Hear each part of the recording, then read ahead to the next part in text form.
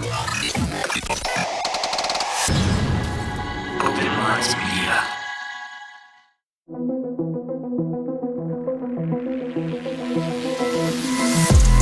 reality we live in can be a very strange place. Most of the time, fact being stranger than fiction. How will we ever start to understand this reality we live in unless we question everything? Join me and a guest as we unravel the mysteries of this reality, one topic at a time. This is Inquiries of Our Reality with Shayn Jones.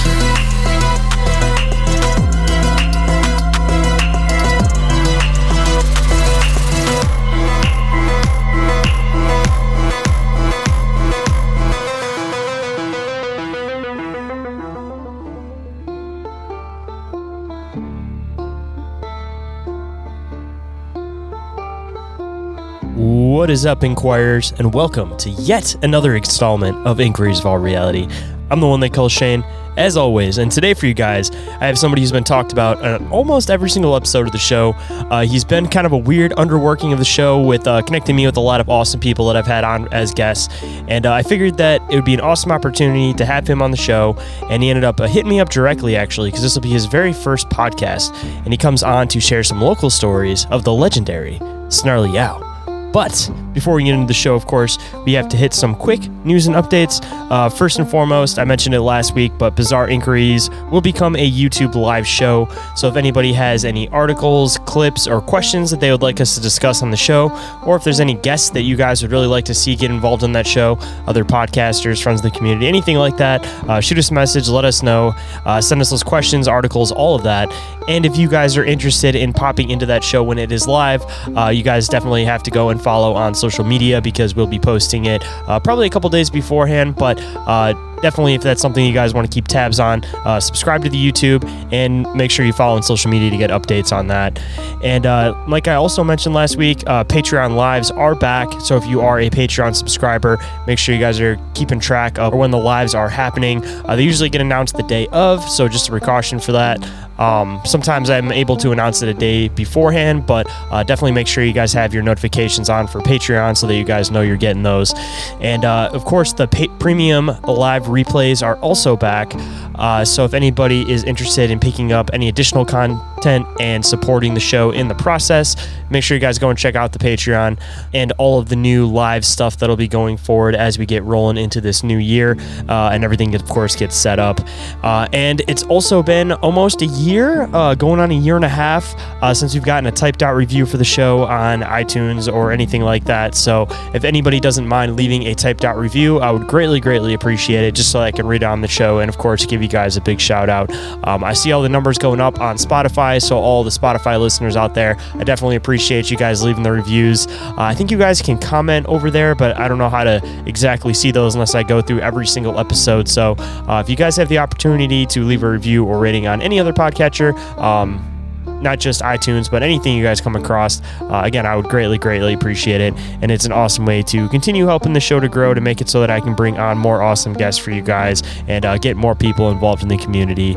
And just one last thing before we get into the show, just a quick message.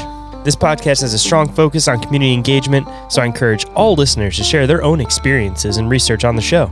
That said, if anyone would like to be a guest on the show, or if anybody has an encounter or experience that they would like to share on the show, or possibly even have me investigate, you guys can email me at inquiriesofallrealitypodcast@outlook.com, or you guys can text or call the hotline, and that number is 313-364-1551.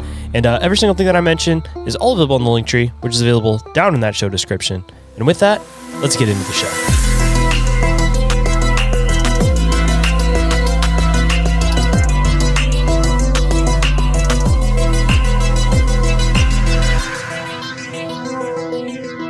Please welcome to the show a man who's been mentioned on almost every single episode of the show, and of course, I've been to his events the last couple of years. Please finally welcome to the show the one, the only, Dave Grant, aka the Snarly Yow. Welcome to the show, man.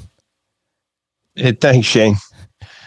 Absolute pleasure to finally get you on the show. And I heard this is your first like official podcast, considering that you've had a bunch of people ask you and you figured that I might be a good spot to start because, you know, we've had our fun conversations and stuff off to the side. So, man, I'm really, really glad and excited that you decided to make this your very first podcast. And I'm excited to have you on, man. Well, thanks. Yeah, I figured you would take it easy on me. Well, you know, I'll get you into some good conversation, but, you know, I'll make sure it's fun and lighthearted for you, man. All right. So I guess a good spot to start for anybody that doesn't listen to when I give everybody shout outs in the community and everything like that. Why don't you let them know a little bit about what you do, what exactly you do for the community, and then we can kind of get into the name a little bit later. Okay. So I rent space in a store, and I have my woodworking and things like that in there, and I wanted to expand a little bit. So I started with the Snarly Yow stuff, and I contacted, like, at first it was local vendors, local crafts, to see if they would help put stuff in under my name. And I had to expand that because I couldn't find what I was looking for real local there. We've got beard care products, all natural beard care products. I've got a soap maker that makes Cryptoteeology line of soap for me. I've got I had a candle maker making candles for me. I'm starting to shop around now for more candles. Artists making artwork. Joe with Cryptoteeology lets me sell the Snarly Yow shirt in my booth. So A little bit of everything, man. And may I say, I use the beard care product every day, and it makes my beard super duper soft. So I absolutely love it. And I actually have one of your Krampus birch bark or birch rod candles that I have out in the front room as a decoration on my table too. So some of the nice stuff that you've happened to pass along to me over the years, and this cool little cutout Bigfoot that I got back here in the studio. Oh yeah. A little bit of everything in the community, man. And that's, you know, your first time coming on a show. I know that, like, you don't exactly know where to go exactly with it, but, you know, you're one of those people that you're almost like, you kind of help with the groundwork of the community, that, you know, everybody goes to these events, everybody has fun at these events. And sometimes, you know, the listeners and stuff, they wonder who's actually the person behind these events, who's throwing them on. They may not always be the person that's in front of the camera, coming on the podcast and everything, but, you know, you're that guy. You're that guy that ends up connecting everybody in the community, more so than you realize. And I'm sure that there's a lot of podcasts that probably wouldn't have happened if it wasn't for your events and people actually getting to network and meet at the events. So just kind of give people a little bit of a filler, man. Like, you do all the behind the scenes work, so you got to give you some credit for that, man, because you do a lot. And you know, you may not know exactly how to introduce yourself, but you do a lot behind the scenes, man. Yeah, I'm used to being more behind the scenes and putting the stuff together than being up front. But yeah, the event started. It was kind of strange. I got kind of talked into it by another vendor, and we had our first cryptid Halloween, and I hadn't even vended a cryptid event before, and I was hosting one, and we got a lot of really good people together to vend that show. It was real small. We only had like 22 vendors with 27 tables, but we all did a lot of networking there. We all had a lot of fun. The crowd showed up. People in the area here really need and want that kind of an event around here. Kind of starts bringing the folklore and everything back. Because recently, I mean, I had Kevin Breeden on, who I'd met at one of your events. And the whole thing that he talked about in the episode was, you know, the local history of the area, Harper's Ferry, and everything like that. So, I mean, another great podcast that wouldn't have happened if, you know, you didn't end up networking some people. Because at least what I love, man, when I come to your guys' area over in West Virginia, you guys are so rooted with so much folklore in the area that it's like, you know, people may not necessarily know what to talk about, but as soon as you start getting them talking about those local folklore stories, man, they're absolutely fascinating. Oh, we've got some great history around here, as well as some great folklore, ghost stories. The whole reason I started with Snarly Yow is because that's our local cryptid here, and nobody had heard of it. People that lived around here their entire lives had never heard who the Snarly Yow was. So I did a little bit of research, actually went up to South Mountain, where the Maryland Historic Roads Association has a warning sign for the Snarly Yow on their sign. Oh, I didn't know that. That's awesome. Get a little bit of, yeah, that little blue sign I always have on my table at events, that's a picture of their warning. Oh, to beware of the Snarly Yow. I've seen that picture on your table, but I didn't actually know where that was at. I wish I would have went and taken a picture of it when I was out there. Yeah, I'll send you a copy. And people that lived here their whole lives had never heard about the Snarly Yow. So I took a ride up there. It was February. It was ice on the road a few years ago now. And, took pictures of the sign, read the warning, did a little bit more research, and asked around, and nobody had heard of it. So I decided that I took it on as a business name so that I can keep the stories alive. We have a lot of great ghost stories that are dying out because people don't know the stories. We've got, like I said, our own cryptid, and people don't know about it, don't know the stories. Honestly, I haven't heard too many podcasts talk about Snarly Yow in general, there's a little bit of people talking about the ghostly black dogs, but honestly, like, if it wasn't for, like, meeting you at an event, I had kind of roughly heard about the Snarly Yow, but I didn't put that much, like, time into it, because, everybody hears, like, the Black Shuck story, and that's completely on the other side of the pond, so, you hear about the ghostly black dog, and then you associate it with that, but the Snarly Yow stuff in West Virginia, in the surrounding areas, is like, it's one of those things that it seems like it's reminiscent of that. And I almost wonder if you believe in this stuff, if maybe it was something that kind of got brought over from that, where the same ghostly black dogs people are talking about seeing in the United Kingdom are the same ones that we're seeing here. And whether they're like a spirit or something a little bit more physical, maybe, I feel like they would have came over with the people, whether it was through stories or honestly came over with people. Like, there has to be some root of it where it started somewhere. Yes. Depending on which story you're listening to, there is Snarly could be a direct descendant from the Black Shuck. So the Black Shuck is a possibility. The Black Shuck's a direct descendant of Odin's wolves when the Vikings invaded England. Black Shuck was around in the early mid 1600s. Snarly showed up in the mid to late 1700s, mostly around South Mountain. All the way down into around Harpers Ferry, Jefferson County, West Virginia, over into Loudoun County, around Hillsborough area. So there's stories that the German settlers came over. There's a little town off of South Mountain called Zittlestown, and there was a wizard, the town doctor that lived there, Dr. Zittle or Wizard Zittle. Some people believe he may have conjured him up. The Zittles, they were, I believe, of German descent and came over from Germany.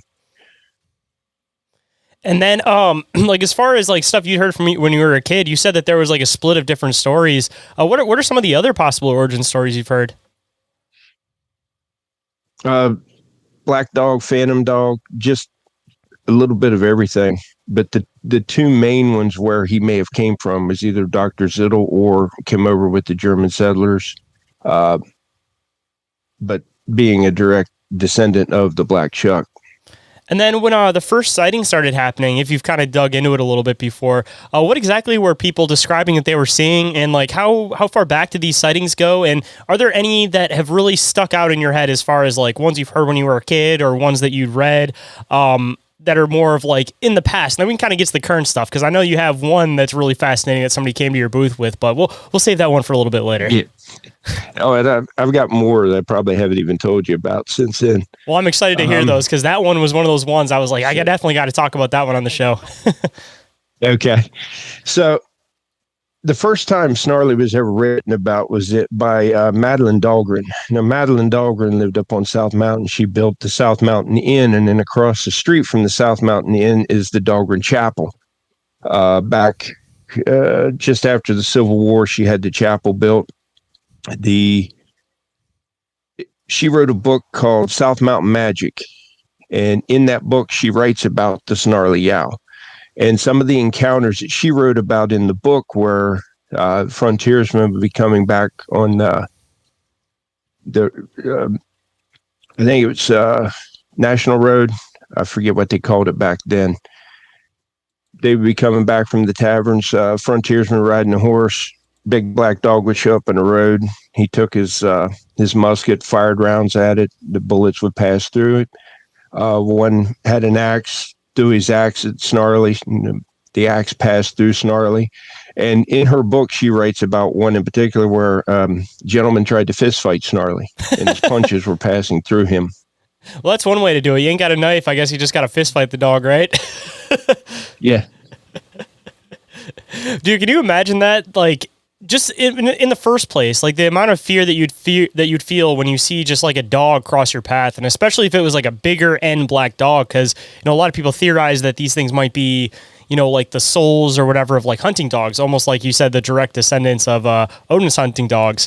So I mean, just that amount of fear you'd see with the big black dog to begin with, and then on top of that, when you actually try to go to scare it off or like throw something at it, then it just goes directly through it, and that just goes to a whole other state, because it's like, with the paranormal stuff, typically it seems like people get scratched, you hear about stuff like that, but you don't really hear about anybody getting like mutilated by anything that's ghostly. But you encounter an animal in the woods and there's a good chance that thing is going to probably rip you up to shreds. But when you encounter something that's like a mix of both, it's like you don't know which direction to go. Like, no matter what, you're in that high moment of fear, but it's like, do you run? Do you stay your ground? Like, what do you do in that situation?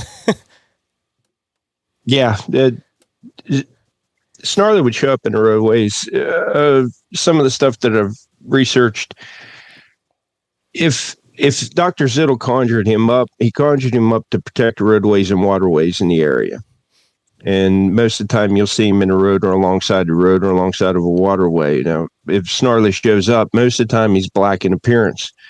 And he has been seen white, and when he is white, he may be even headless at times.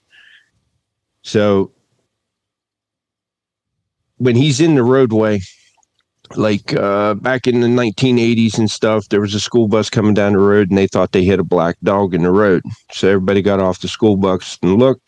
Snarly was standing behind the bus. He expanded to cover the entire roadway and then disappeared. And that seems to be his main motive, is he would just hang out in roadways. Cars would think they would hit him, and then they'd get out and he'd be standing behind the cars and he'd expand up to the size of the entire roadway.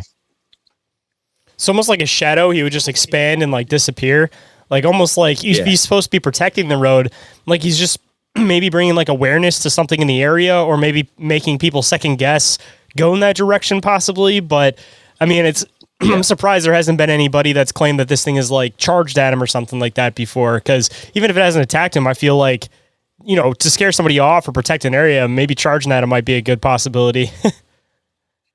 Yeah, I've heard a lot of like recent stories. Locals see Snarly cross the road in front of them, things like that.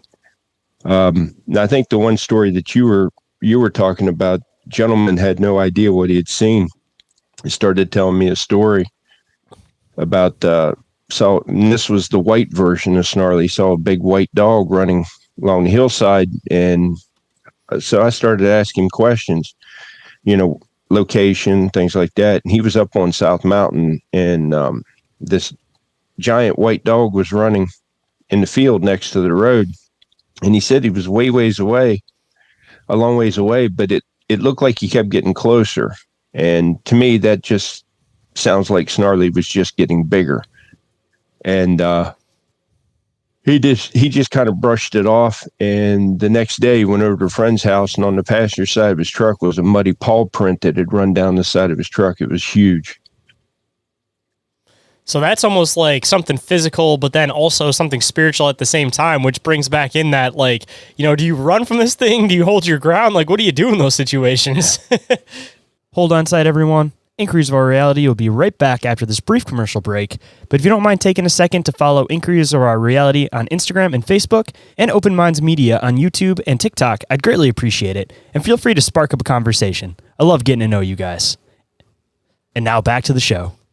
And I don't know if you've dug into it or not, but I hadn't actually heard anything about the white Snarly Yow before, especially not like headless or anything. Have you kind of found where, people kind of started making that connection at? Or because it almost seems like it would possibly be like a different thing that's kind of along the same lines, but I'm sure that there's probably something where people started like associating both of these things together as the Snarly Yow. No, I haven't found anything to make the connection.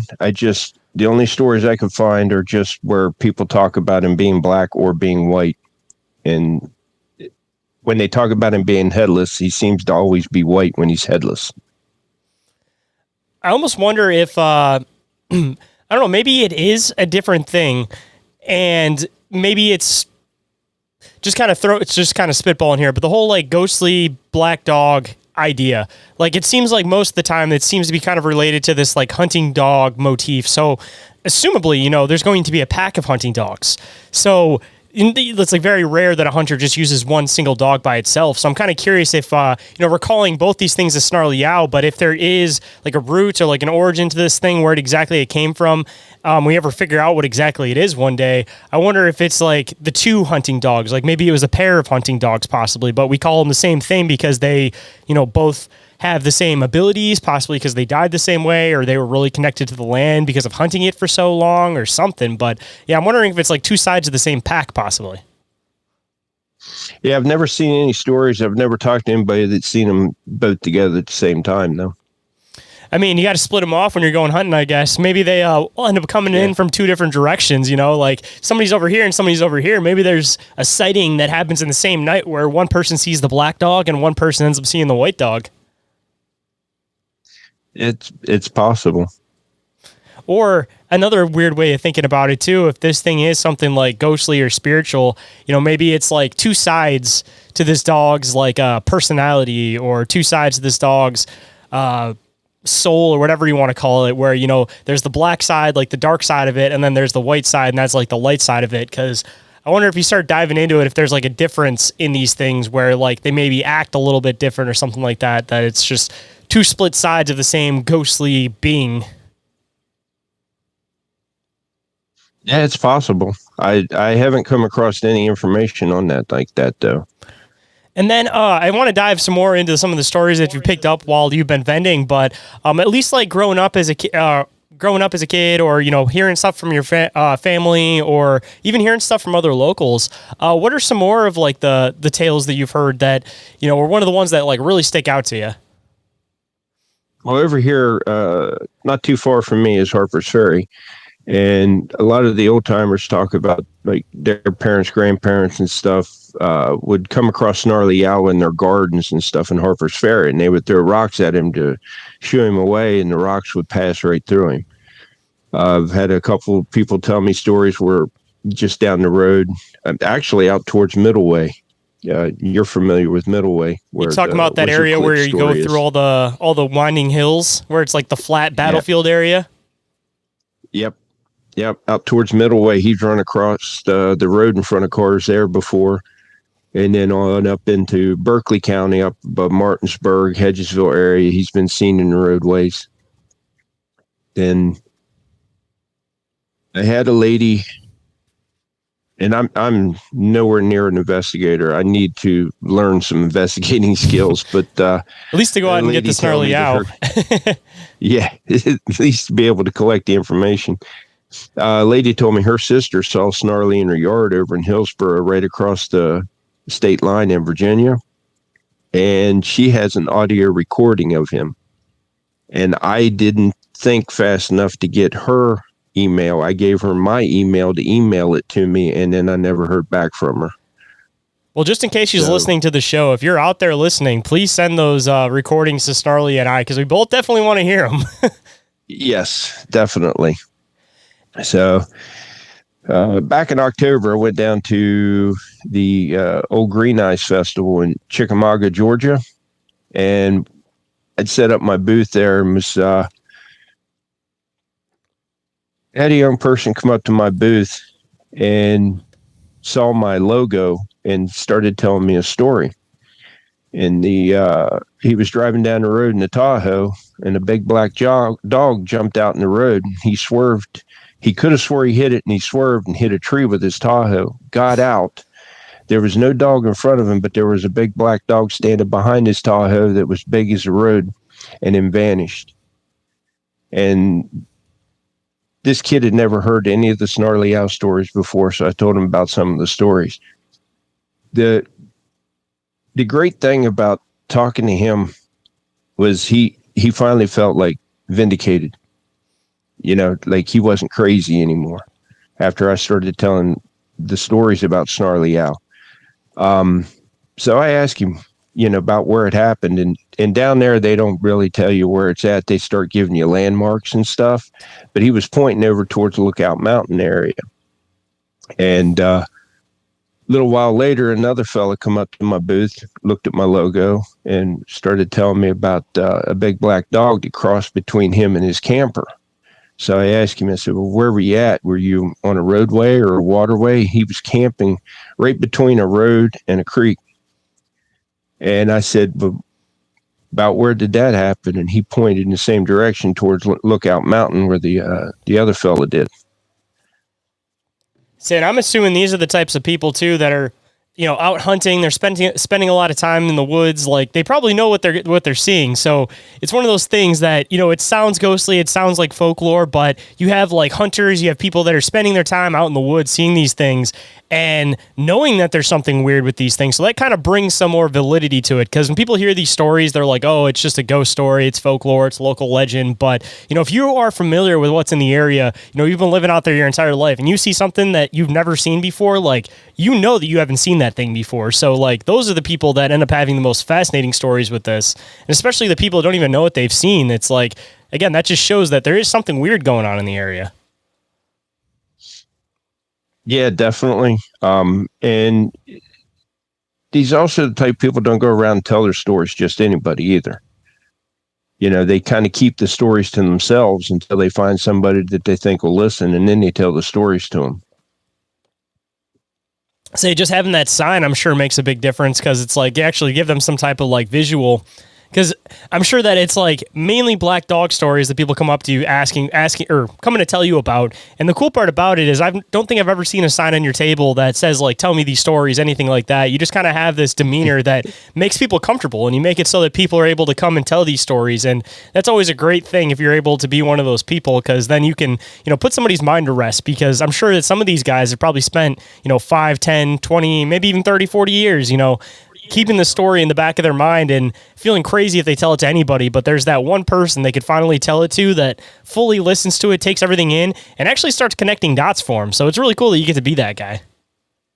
Yeah, it is. It's great doing these events, going out and talking to people. I get people all the time coming up to my table, they look at me like, are you a believer? And I'm like, yeah. And they start telling me stories. Have you ever had any possible sightings, anything like that, like even when you were a kid, anything like that of this, or anybody like close to you that's had a sighting that kind of made it so that you kind of got a little bit more of like a personal connection with this? No, I have nothing. Nothing. No sighting, nothing. I'm never witnessed anything. Just was always interested in it.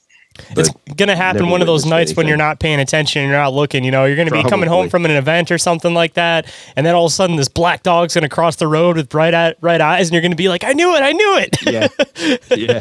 Well, according to a buddy of mine who was an investigator, he took a report for somebody that saw Snarly a mile from my house. Say, it seems like you need to start hanging out in your backyard for no good reason. Yeah. Hanging out near some waterways, go and catch some bullfrogs and stuff. Just to have a reason to be by a waterway. Yeah, we're right here by the Shenandoah. So go fishing. That always works too. Maybe you'll luck out, because I'm sure that there's probably a bunch of fishermen who probably had sightings of this stuff. Yeah, I've heard stories of a lot of Bigfoot sightings around here. And I've heard stories where fishermen have been hit in the head with rocks and stuff like that. Well, actually, I want to dive into some more of your local folklore if you want, and then we can talk about your events and all the awesome stuff that you do over there. But before we move off of the Snarly Yow thing for a minute, I was going to ask, so you mentioned a little bit earlier that people would see this thing in the back of their yard and they would throw rocks at it and just try to get it to stay away. Not that it seems like it's done anything like malicious or anything, but I know that like when you start going into these like local communities and stuff that have these like really, really heavy roots of folklore, they usually have these like little weird things to like ward stuff off, like, like a 7-point star above their barn, or just like little weird off the wall things that are supposed to lure this thing away. But have you come across anything as far as like the Snarly Yow that maybe like old farmers or anything used to try to do to keep it off their property? No, not much, but I did hear a story one time where way back, the old timers used to keep like iron shears on their front porches to keep Snarly away. And if it's iron, then some people believe Snarly might be a fairy. I mean, I feel like it still kind of fits in a little bit with like some ghost folklore too, and also talk about some weird mix too. I'm sure that that's also somewhat of a connection to the Wizard Clip story. I mean, not exactly the same because you mentioned that they're bigger shears, but I feel like there's still a connection there with the whole like Wizard Clip story, or maybe I kind of got blended in a little bit from that because, you know, in Middleway, they do the shears above the doorways and everything, and that's like one of their local things. So I wonder if somehow that like crossed lines there and it became a thing for Snarly Yow too. It very well could have been because, well, when Snarly Yow would show up in his white form, some people would see an iron chain around his neck. So I have a hard time with the whole iron shears on on their doors to keep him away, because sometimes he would be seen with an iron chain. But as far as like the iron shears and Wizard Ziddle and the Wizard Clip, so the Wizard Clip, and I don't do this story justice because I always screw it up, but I know you've had my friend Jesse and Michael on your show talking about the story. 2 other great shows that you ended up setting up, just to give you another shout out. Oh, did I? Good. But the Wizard Clip story, way back, it was at I want to say it was like 1893, something like that. There was a stranger going through the town of Middleway, West Virginia, and he was dying, and he stopped at the farmhouse and asked if the family would call in a Catholic priest and give him his last rites. The family, who I believe was Protestant, and back then the Protestants and the Catholics didn't like each other, so the family denied it. The stranger passed away, was buried, and from then on, the family, they would hear what the sound of like iron shears or metal shears snip, snip, snip in the night, and the next day they would see like their night clothes or their blankets and stuff have little clippings cut out of them, or they'd go out in the yard and their ducks and their chickens would have their heads cut off. It got so bad that they had the Catholic diocese out of Wheeling, West Virginia, come out and bless the land in order to get rid of the poltergeist.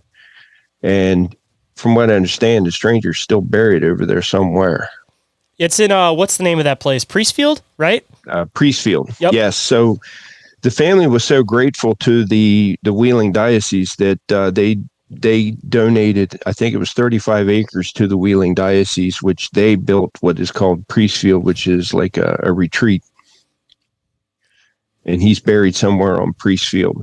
I wonder if he's near the statue. I remember, I think Jess said something at the tour, but I don't remember if it was exactly in the same spot. But I know they have a statue of the stranger. I wonder if he's buried somewhere around that, or if he's still in the like Middleway Cemetery that's right by where, you know, the house was these events happened at. I've seen pictures of his marker that people have posted online, and they say it's in Priestfield, but I don't know where yet. Hold on tight, guys. We have to take a break and pay some bills. But if you guys don't like hearing the ads, then I have a solution for you. You guys can get ad-free and early access to this show and Bizarre Encounters with Shayn Orin on the Open Minds Media Patreon for just $1 a month. And it's a great way to support this show and all the hard work behind it. And if you're interested in merch store discounts, live access to episodes, or premium video versions of episodes, then there are a few other tiers with additional benefits with 7-day free trials available. And we are back, so let's hop right in. Kind of diving into some more local stories, because anytime I get somebody on that's from West Virginia, I always like to get different perspectives on different stuff that people heard about growing up, all that kind of fun stuff. You mentioned, you know, you guys got some Sasquatch in the area, and I'm sure you have some other really fascinating local ghost stories that maybe, you know, you only heard once or something as a kid. But, you know, considering you did Snarly Yow to try to keep the folklore and everything alive, you know, if there's any other local folklore stories you want to make sure we get on record, I mean, I'm more than welcome to try to give a platform to be able to keep these stories alive. Yeah, there are a lot. I don't even remember a lot of them anymore. One of my favorites, and one that I want to keep alive because a lot of people haven't heard about it, the story's dying away. It's the story of Screaming Jenny. And Screaming Jenny, she was destitute, living in a small cabin along the railroad tracks. She was sick, was cooking soup over a fire and caught her dress on fire, and ended up running down the railroad tracks, all on fire, screaming, and train was coming through and hit her, and she died. And they say to this day, some of the conductors or engineers on the train will still see or hear Screaming Jenny on the railroad tracks. See, I think Kevin was talking about something with you where he said that, there was two different locations to that story. Wasn't there one, or there was like Middleway, and then there was another, or not Middleway, in Harper's Ferry, and then there was like another location where it was happening at too, where people were talking about the same thing? Yeah, there's a little cabin a little ways away, and if I remember right, Kevin told me that's the one people think it is, but it's not. So I don't know the exact location. Kevin seems to know. See, I'm kind of curious if it's one of those things that, there was an original location. It was maybe somewhere in the middle, and then in the process of, people retelling the story after that original building got burned down, assumably, that people started kind of saying like, oh, this is the place because it was somewhat in that vicinity, and the other one that's somewhat in the vicinity. And then it's the same story rooted from the same thing. It's just the original location got destroyed. So then, one of them may be connected to a place earlier than the other one. And then now it's like both of these places are getting talked about because the original location really can't be found because it was probably, like I said, probably burned down when she caught her dress on fire. Yeah, or it could have been back in the 60s and 70s where parents and grandparents would take their girlfriends up to some little cabin and try to spook them out with a story, and it wasn't the right location, but it kind of got tagged that way. Hey, it's one thing we talk about on the show all the time is about the like makeout corner spots, that it's like, does this place draw strange phenomenon, or is strange phenomenon only talked about in these areas because people are trying to get some? But I mean, assumably, if you're caught off guard, I mean, that's the place to strike. If you're going to be a ghost, if you're going to be, a Snarly Yow, if you're going to be any type of cryptid, you got to catch people when they're off guard. Yeah. See, because, I don't know, as a kid, I feel like the whole scaring people thing, it's fun just to scare people, but if you're trying to, go to, a makeout spot, the last thing you want is for her to be scared, because she might, be hiding under your arm, stuff like that, but, she's not gonna want to kiss you or nothing if she's on high alert all the time, so it's like, you're kind of going against what you're trying to do in the first place. Yeah, probably. And then you also mentioned some Sasquatch stories, and I always love diving into the Sasquatch stuff. What are some of the interesting Sasquatch stories that you've heard / collected from the area? Not too far from here is a place called Sleepy Creek.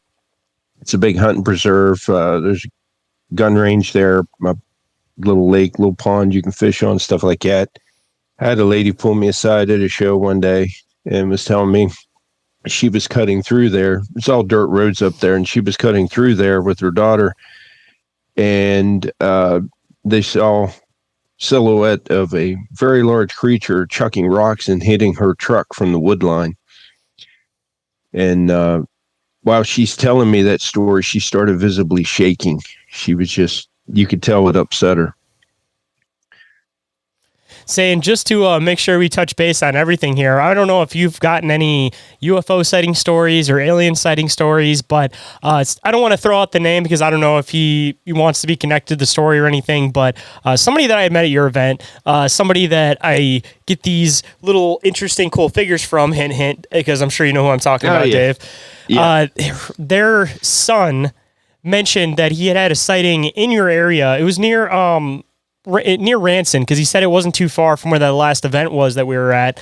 And he said he was out, I think he said he was maybe late teenage years, early 20s, out with some friends. They were hanging out in the woods and stuff like that, just having a good time doing whatever. And he mentioned that there was this bright light that they had seen that kind of went behind these trees. And he mentioned that there was this, what he described almost as a gray that looked like it peeked around the tree and looked at them, and they were all looking at it. And then he said that he went to go take a step forward, and then this thing came out and it took a step forward, and all of them took off. and he said he never ended up coming back to that area. But I don't know if he ever ended up telling you that story. But like I said, if you got any alien stories or UFO sighting stories in the area, might as well touch base a little bit of all over the place. No, I don't know UFO. I did have somebody tell me a story not too far from here, over in Leetown area, that that there must be a Sasquatch nest or something over there. A lot of sightings, a lot of footprints over there around. There's a fish hatchery over there, and he's out behind the fish hatchery ponds. And just out of curiosity, at least from like your perspective, like Sasquatch, what side of the camp for Sasquatch are you on? Are you more into like the spiritual, metaphysical side of Sasquatch, or are you more of like a flesh and blood kind of guy when it comes to Sasquatch? I'm not really in anybody's camp. I don't have any eyewitness to attest anything. All I hear is everybody else's stories. So I'm just kind of more open-minded on it and listen to it all. So I really don't have an opinion one way or the other. See, that's where I'm kind of at with it. And I figured that you'd be on the fence just because of the whole Snarly Yow thing, because it definitely seems to be, like I said, half spiritual, half physical. So I figured that you'd kind of take in that side of Sasquatch into consideration. So you're probably one of the first people I've talked to that lives in, like, you know, deep in the heart of West Virginia, that is more on the, it could be a little bit of either fence. Cause it usually seems like, you know, when I talk to, you know, the guys that live near Ranson or Harper's Ferry and stuff, a lot of them are like super flesh and blood. And maybe that's just because of their own personal experiences with it. And I guess you're a little bit more open cause you're, you know, into the Snarly Yow story. But yeah, it's a nice change to hear, cause usually it's all flesh and blood from everybody in your area that I hear. Yeah. I don't know. Until I see proof or somebody shows me proof, I'm going to stay in the middle right now. I mean, there's all kinds of stories around here. Just over in Maryland, and there's a Washington Monument over in Maryland. And I think Orin had talked about this before, but some people believe there's a portal over there, and where that goes to, I have no idea.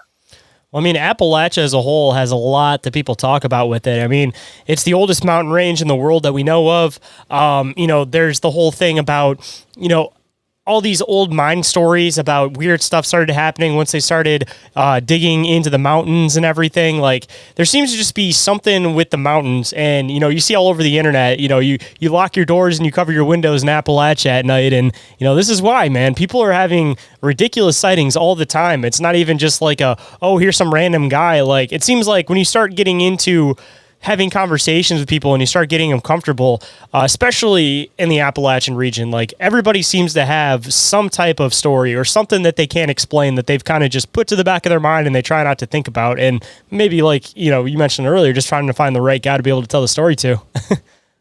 Yeah. Yeah. But kind of diving into some of your events and everything. So I know that well, I guess a good spot to start would be, like, where did the event start for you, as far as, like, when you started doing events? Did you first kind of try to put it around, like, Snarly Yow so that people would, you know, kind of bring that into the folklore a bit? Or did you start doing just folklore stuff you're interested in? Or, like, what kind of, like, inspired your first events that you really started to put together yourself? I picked D, none of the above. I went to an event. I've done a lot of craft shows and all that kind of different events. So I started going to some cryptid themed events just to, well, one, I wanted to see if I wanted to vend them, you know, see if it was up my alley. So I went to a few of those and had a great time, met a lot of great people. And at one of the events, one vendor there had mentioned to me about, because where I'm at, there's nothing right around here. And, you know, in West Virginia, we've got some great events, but they're on the other side of the state. So I thought about it, talked about it with my one daughter a little bit. And they're like, well, why can't we do this? You know, why can't we bring, you know, a cryptid theme event in this area? And talked to some other people, some friends, and it got a lot of positive feedback over the idea. So I threw it together And then I kind of got stranded by myself to run it. And I had never run an event before. I had never even vended a cryptid themed event before. So we built it and we had it and we had a great time. We made a lot of good friends, and we actually, I think the great thing, you remember Jeff, Star Cruiser Studios? Yeah, I love Jeff. He's been on the show before too. Oh, has he? Yep. Yeah, great guy. My event was the first event he ever vended. Really? And at the time, I didn't know. Yeah, I had no idea at the time. And he pulled me away. He pulled me off to the side at, where was that? Somerset, Pennsylvania, at an event. It told me. But my event was the first event he ever did. He fell in love with it. And now he goes everywhere. And he just enjoys it. And that was what we were just trying to build, something to have like a platform for like-minded vendors, and I welcome everything, the paranormal, the oddity, the curiosities, the metaphysical, the cryptid, the ghosts. Everything can come to my events and vend. And we've built a pretty good network of people. Before my first show was over, people were asking me, please do this again next year. And I had a venue calling me, wanting me to bring the event to their venue. So we built it, and it was over twice as big as it was the first year. Then, let's see, that was the one you came to. That was at the Legion. That was the one you and Orin came to. Cryptid Halloween 2? Yep. That was when you came to. So before that event even happened, we had outgrew the venue. We had more people than what we could fit in there. So I had already booked for this year, or this past year, I booked the Civic Center over in Ranson. Over 20,000 square feet in there. Yeah, we did, didn't we? And then, I don't know, sometime after Cryptid Halloween 2, I had a venue contact me wanting to bring one of my kind of events into their location. So I made a deal with one of the owners. I built the event. I had always kind of wanted to do a Krampus event. I always loved those stories. So I thought, it'd be kind of fun to have like a pictures with Krampus, because everybody does pictures with Santa, but I couldn't find anybody ever done pictures with Krampus. So we've built the event, started getting the vendors, and then the venue double booked that date and threw me out. Just out of curiosity with Krampus too, because did you have German like settlers and stuff in like West Virginia? Like, was there like stories of Krampus in the area that kind of, brought this to your attention to begin with? I actually grew up in Ohio. Oh, I didn't know that. I thought you grew up in West Virginia. Southeastern Ohio. No, I moved to West Virginia a long, long time ago, but I grew up in Ohio.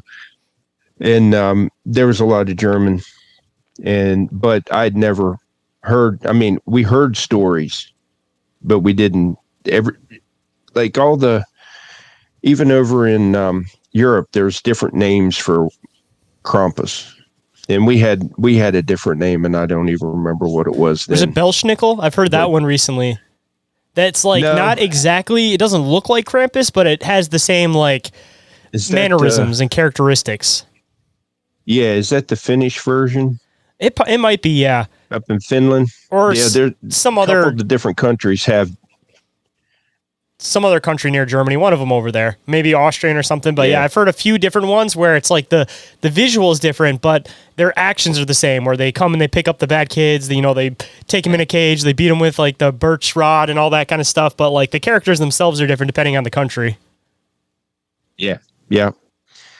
So I kind of wanted to do a Krampus event, and we put it together, and we got run over. There were so many people who showed up to get their pictures of Krampus. It was incredible.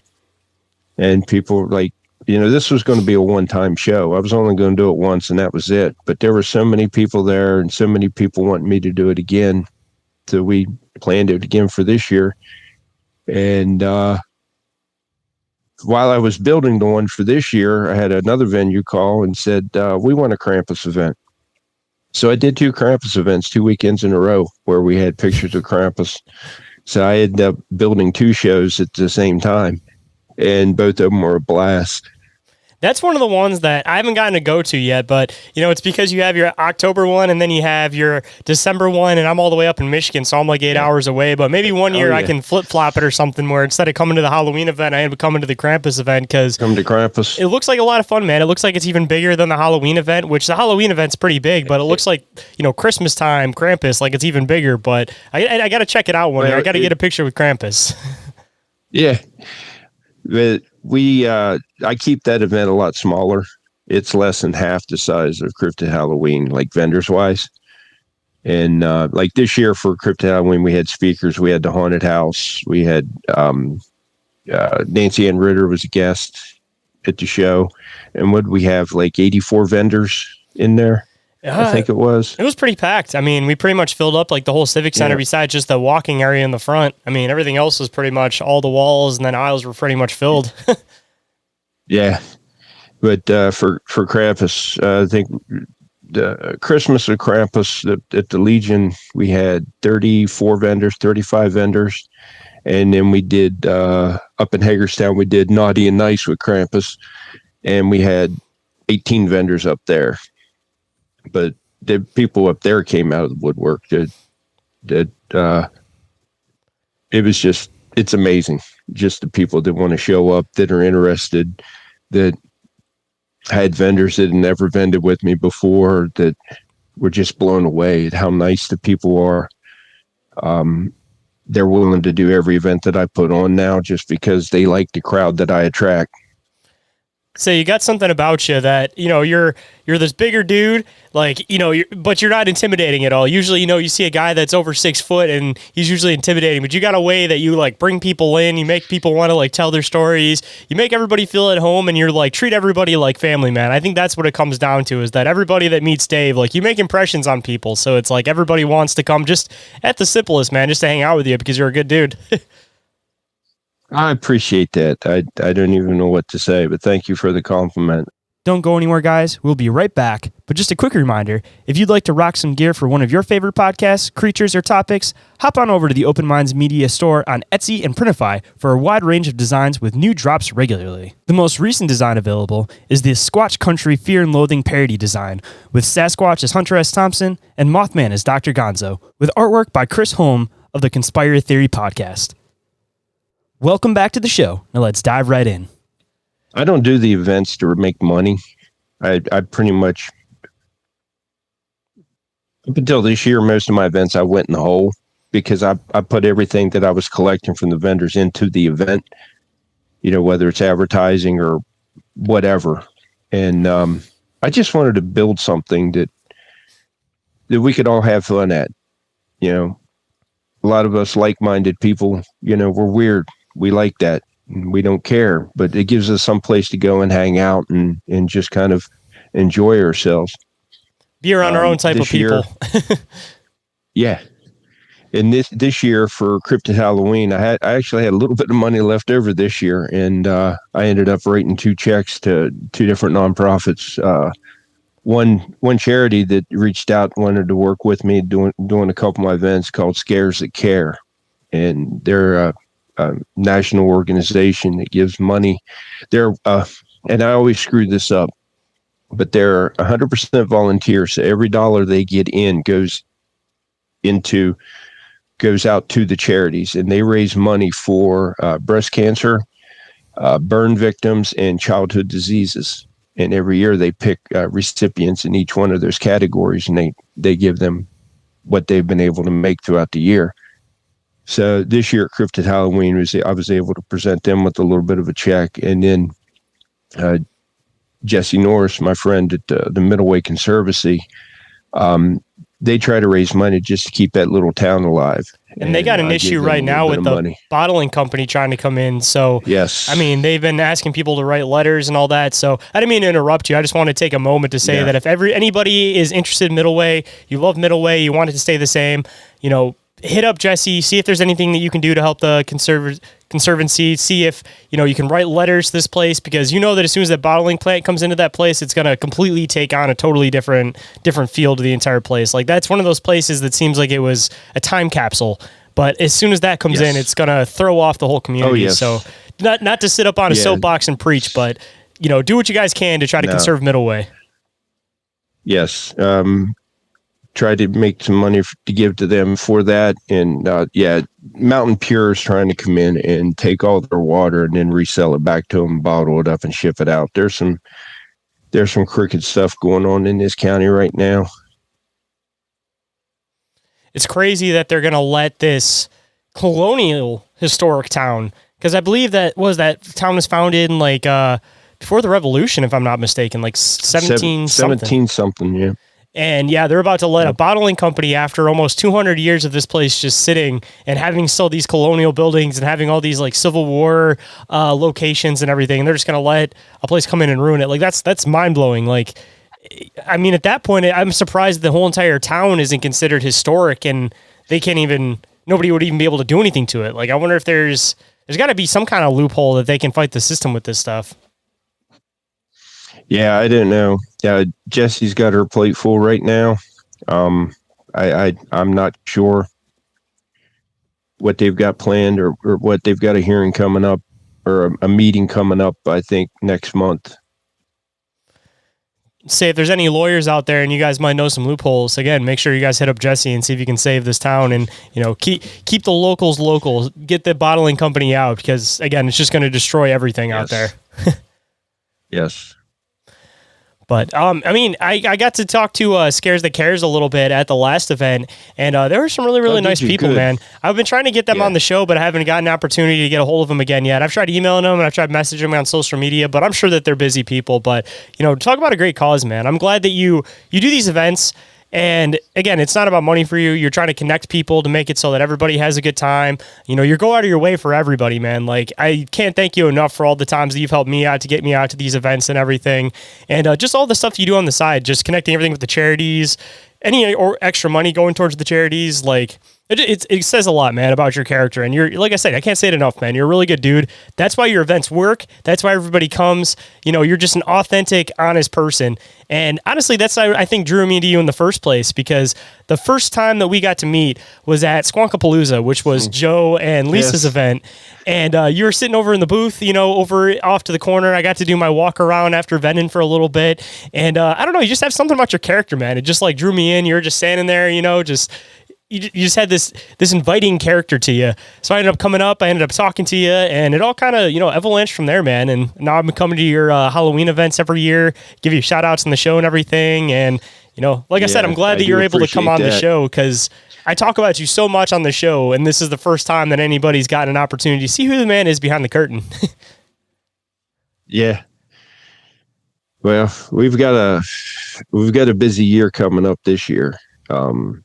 So I signed up with the Thick and Thin Brewery in Hagerstown to host 3 events at their location this year. First one is April 12th. We're going to do cryptids and curiosities. So going to do just a little cryptid show up there. 2 days before my birthday. You have to tell Gabby it's going to be, I have to go for my birthday. Yeah, exactly. Well, the brewery reached out to me and said, how about doing an event on April 12th? And I said, okay. But they're going to release a beer called the Chupacabra on that day. Oh, man. If you can get it in like a bottle or something like that, you'll have to save me one as a birthday present, man, because I got to try that. You got it. So it's what is it? 7% alcohol by volume. It is...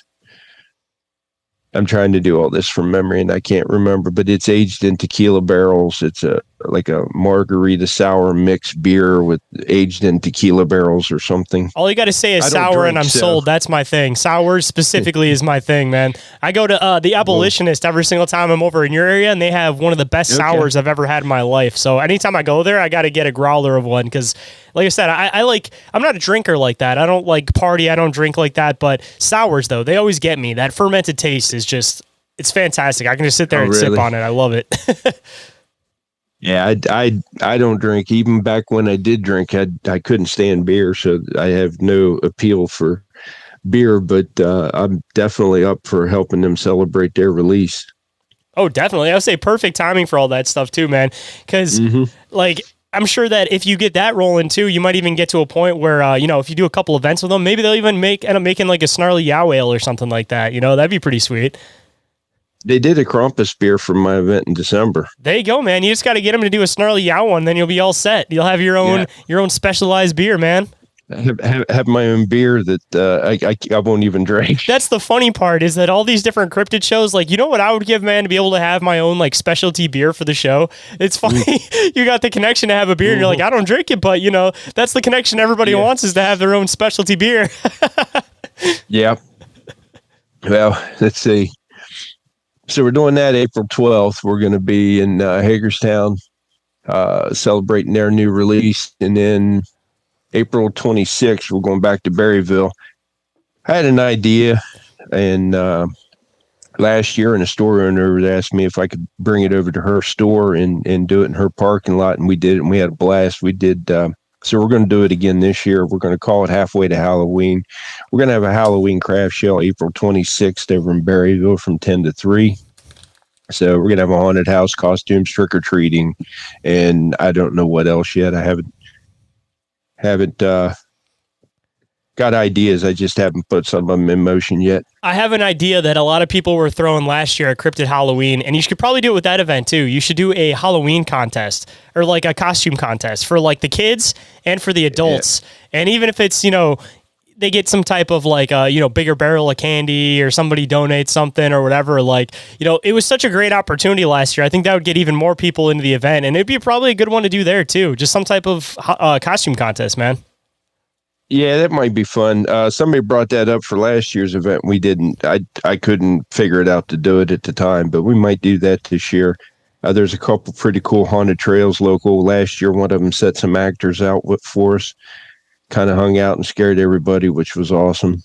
So I'm going to reach out to them. At least at Cryptid Halloween, since you have the little stage set up for the speakers and stuff now, and that's an ongoing thing, there's a perfect opportunity to be able to do stuff like that too. Yeah. We might. There's so many. All my events, it's just me, and I do 99% of the work. My wife helps me when she can. Now that I'm building my network, because Diego, my friend Diego, and my friend Corey, they're starting to help me some.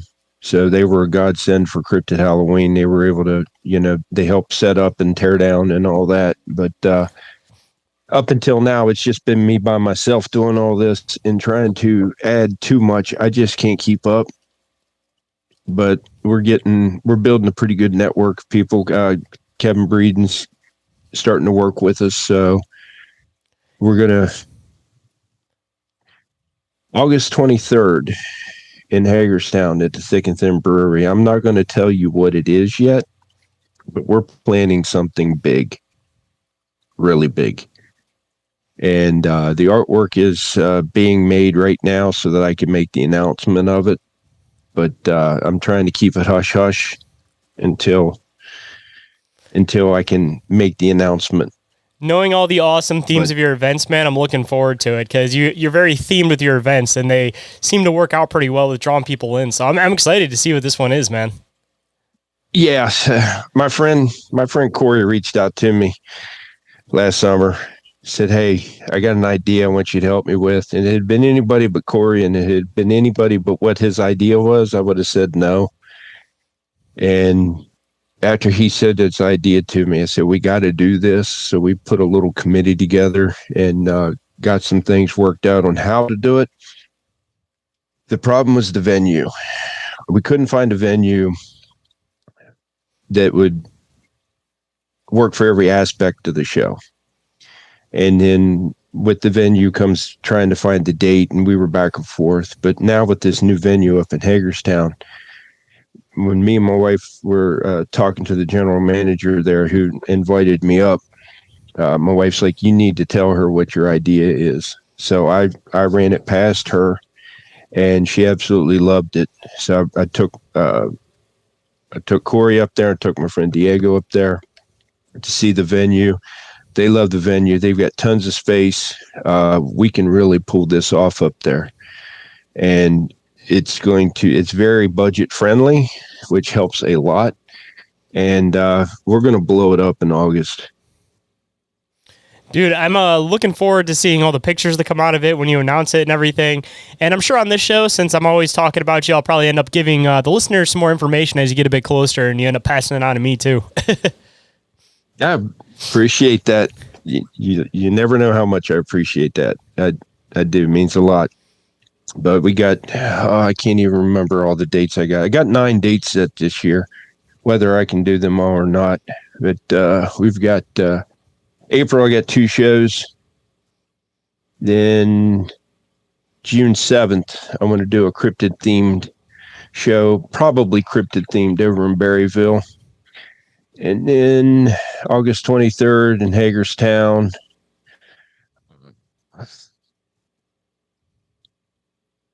I got another. I have 2 more dates in Berryville. October 4th in Berryville.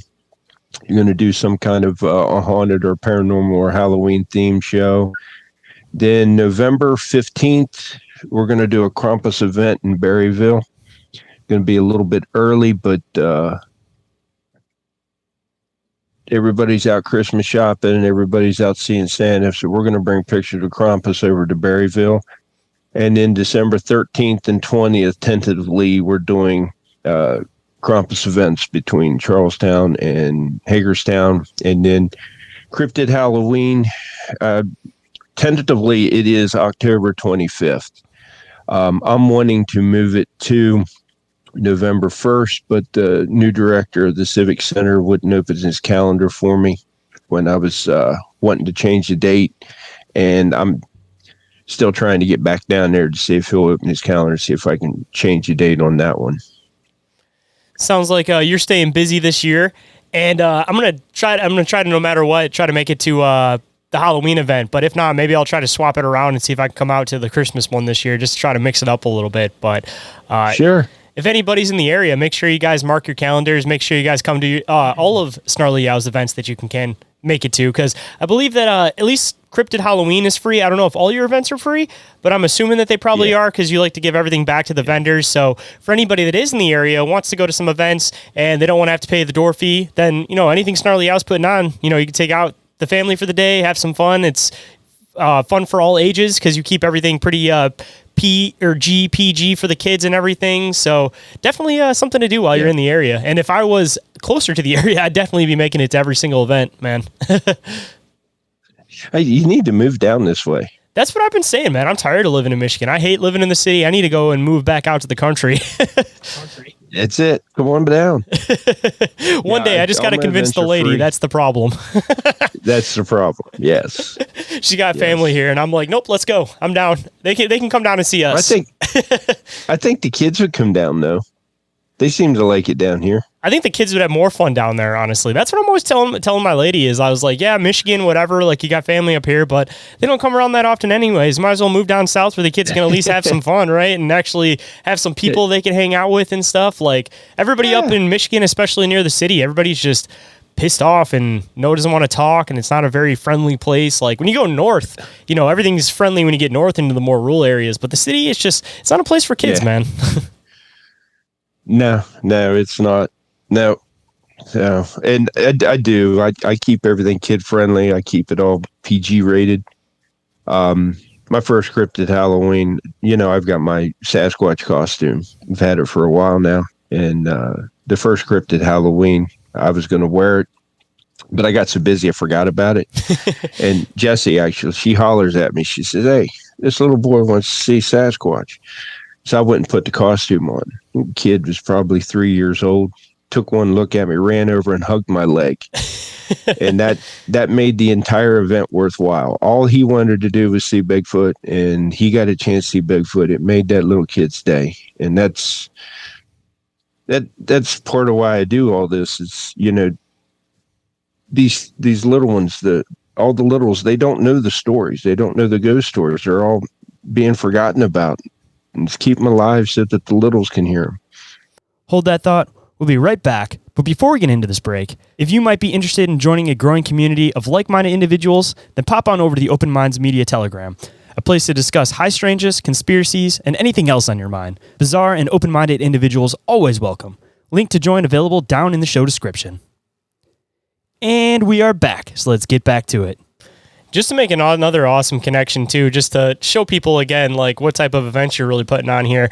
So my daughter is an aspiring artist. You know, she does pictures. She was at one event with me. Actually, I think it was the first one we met at, and she was trying to sell her pictures. Yep, Squonkapalooza. She was trying to sell her pictures, and nobody was interested. And then you ended up coming up. You ended up getting one of her pictures, and it absolutely like made her day, man. It was like her favorite part of the entire day. And then after that, when we ended up going to Cryptid Halloween 2 and 3, actually, you ended up setting her up her own booth so she could sell her pictures. And the people that you bring around, man, they were interested in her pictures. They were coming up. They were getting them from her. She was having a lot of fun doing it. So again, just to kind of show what type of people you bring around, like they're the type of people that are nice enough that they would buy drawings that were made by a 9-year-old girl. So, I mean, just a really, really loving, fantastic, awesome community that you've built, man. And I can't say it enough, man. I love everybody that gets involved with you, because you have a way of just bringing around the best people, and you weed out all the people that aren't really on the same mindset as the rest of us. Yeah, they kind of weed themselves out. They don't care for me anyway. But genuine people. Well, yes, and when she drew them pictures at Cryptid Halloween 2, she just lit up. You know, she made her own money. She was just so proud, and then she bought something from me with her own money. And normally I would have just given it to her. But that wasn't the point. It was the point that she earned that money, and she wanted to use that money to buy something for herself. And that meant something to that little girl. You know, it was awesome. It was awesome to see. I always love seeing your whole family, but when your kids come out to the shows, it's great. Oh, yeah, dude, out of anybody in the community, dude, you probably made one of the biggest impressions on my daughter, and I can't thank you enough for that, man. You helped her kind of come out of her shell as far as, like, vending and stuff goes, where the first event, she was kind of about people buying her pictures. Then after you set her up, you kind of helped boost her motivation with it. Like, bro, she's all about it now. She's like, I'm going to sell my pictures. I'm going to do a good job. Like, you helped her get to that spot where she kind of broke the barrier of, oh, people aren't interested. Like, you got her just excited about it, man. So, again, thank you. Yeah. Another 10, 15 years, she's going to be vending my shows with her own artwork. That's what I'm hoping for, man. She'll have the booth right next to mine, and she'll have all of these like fantastic pictures of Sasquatch and Mothman and all this crazy stuff. Exactly. And, maybe she can start doing illustrations for both of us, man. Exactly. I'll hire her to do my artwork because I can't draw worth crap. I'm good with the ideas. I can put stuff together, but I always end up needing somebody else to help me with it. So I always end up hitting up Chris from Conspire Theory. Helps me out a lot, but I'm hoping one day I can get into my daughter helping me a bit. There you go.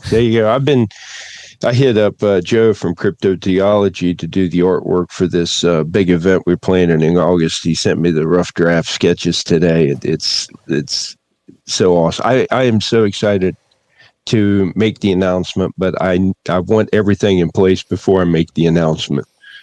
Since you and Joe are both really good friends of the show, whenever you guys announce that, let me know, and I'll make sure I post on all of my pages and stuff so that anybody that's listening now will be able to come around and know what's going on with the event, because you're dropping a lot of breadcrumbs, and I'm sure people want to follow up on it. So I'll make sure they're able to follow up on my pages.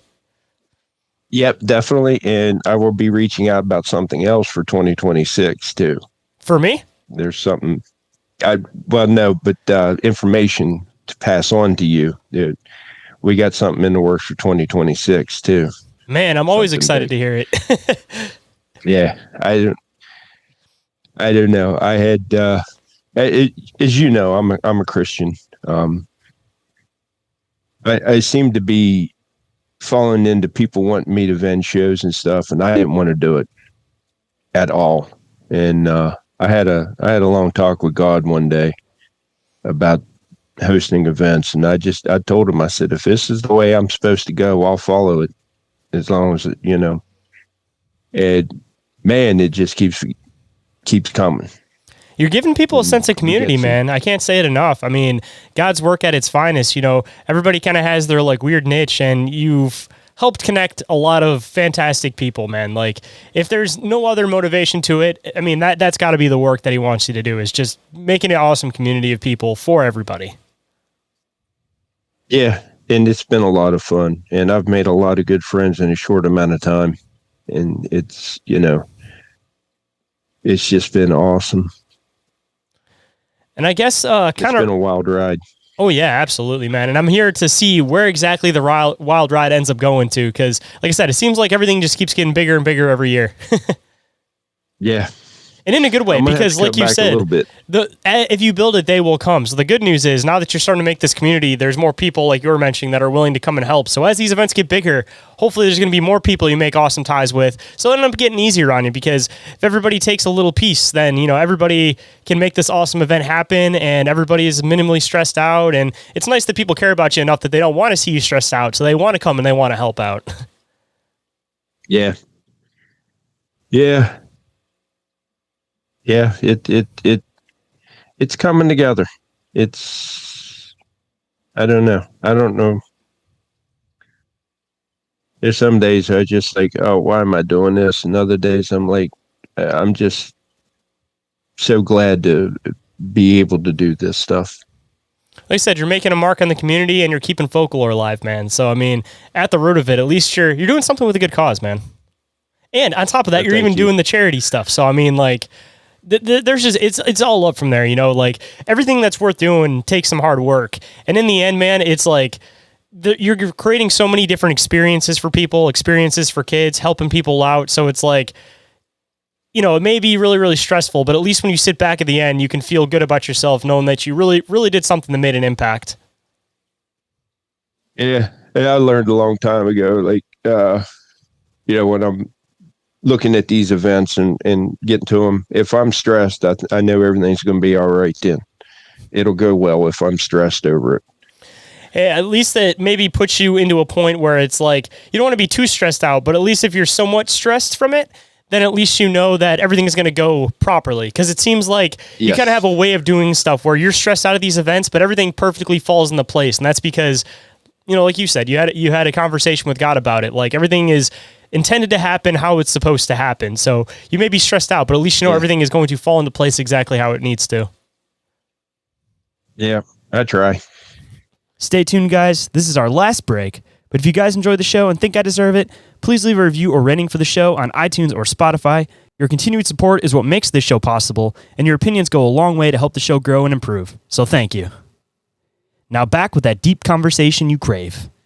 And I guess with that, of course, I always like to leave the show with some words of wisdom. So if there's any words of wisdom that you might want to bestow on people out there, what might it be?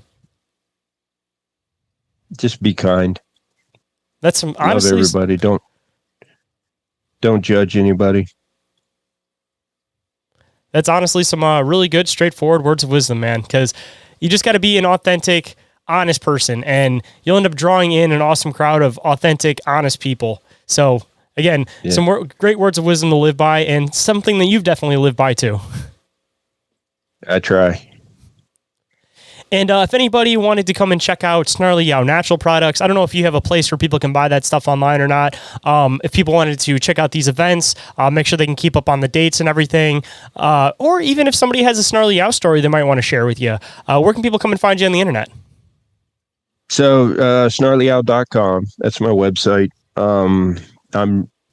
I'm horrible at anything computer related and website related, but Jesse did a lot of work for me, helping me get my website together. So I'm trying to keep it updated, at least with my events, so people can find them. And then the Snarly Yow Facebook page. It's where I post everything. I'm horrible on Instagram, but I try to post it on Instagram, but I do a lot more posting on Facebook. And I'll make sure I include those links down in the show description so everybody can find them quick and easy. I always have them down towards the bottom, but I'll make sure I have them towards the top of this episode so you guys can find them. And thanks, Shayn. Dave, man, I appreciate you making the time to come on today. I appreciate the fact that you made this your very first podcast. Hopefully it was a lot of fun for you, and hopefully it will open up the doorway for you to do more, go on some other shows, and maybe even end up coming back on this show or popping over onto Bizarre Encounters at some point with Orin and I. Yeah, I'd be glad to do it. I know you guys real well, so I'd be glad to do that again. I have been nervous this entire time, but it was fun. So you played it off really, really well, man. Wasn't even able to tell, because once I got you rolling, man, it seemed like you're a little bit nervous in the beginning, but once I got you going, man, you seemed like you're totally comfortable, and it just felt like a conversation like we'd have at an event. Oh, good. If you enjoyed today's conversation and want to show some love, smash that follow icon and share this episode with a friend. Or you guys can even leave a review or rating for the show on iTunes or Spotify and help the show grow and help fight that algorithm battle. And if anyone would like to get in touch with me for any reason whatsoever, you guys can do so through email, which is inquiriesofallrealitypodcast@outlook.com, or through social media. Instagram and Facebook are the ones that I'm the most active on. Or you guys can also get a hold of me through the submission form, and that is available on the link tree. And the link for that is down in the show description. And there you guys can either email me directly through that, or you guys can also report an encounter. So don't forget to do that while you're there. Or you guys can also call or text the hotline, and that number is 313-364-1551. Whatever way you guys want to get a hold of me, doesn't matter how you guys choose to get a hold of me, just don't forget to get a hold of me. And if you guys have some free time, don't forget to check out the awesome friends of the show in the community, IKNOWSQUATCH, Snarly Yow Natural Products, Cryptoteeology, and Big Ape Threads, and our other friends with affiliate links, Dimension Devices, Oregon-ite, and Mule, with additional discounts and credits available. More information on those is available down in the show description, and every single thing that I mentioned throughout the show is all available in the link tree, which is available again down in that show description. And with that, hope you guys enjoyed the conversation. I hope today's show has connected some dots in your own reality, and I'll catch you guys in the next one. Have a good night, everybody. Reality isn't what it seems. I'm Dr. D's taking aboard a craft with a tractor beam. Is life a simulation or an astral dream? Aliens travel through black holes in different galaxies. Life is a bizarre odyssey, with a mic talking about philosophy. Well, Bigfoot is stalking campers as a Wendigo walks through the woods of sharpened antlers, using a Ouija board to talk to the dead like a necromancer. There's so many questions and not enough answers. So if you're interested in mysteries and abnormalities, tune in and listen to Inquiries of Our Reality. So if you're interested in mysteries and abnormalities, tune in